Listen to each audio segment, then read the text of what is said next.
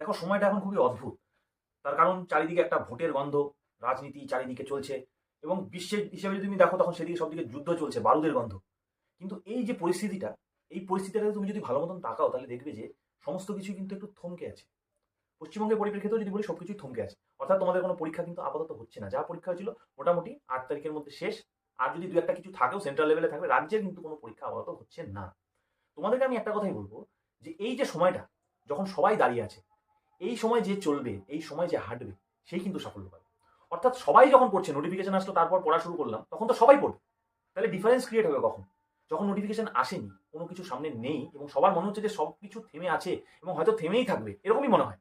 করোনার সময় এরকমই মনে হয়েছিল যে সবকিছু থেমে গেল, সবকিছু থেমেই থাকবে। কিন্তু সেই সময় বা এই সময় যে বা যারা তাদের প্রিপারেশনকে কন্টিনিউ করবে, তারাই কিন্তু সফল হবে। অর্থাৎ এখন যে সময়টা, এই সময়টাকে, এই ২ মাস মোটামুটি, এই সময়টাকে খুব ভালো মতন কাজে লাগাও। ২ মাসে তুমি কোথায় পৌঁছে যাবে তুমি নিজেও জানো না। Best of luck.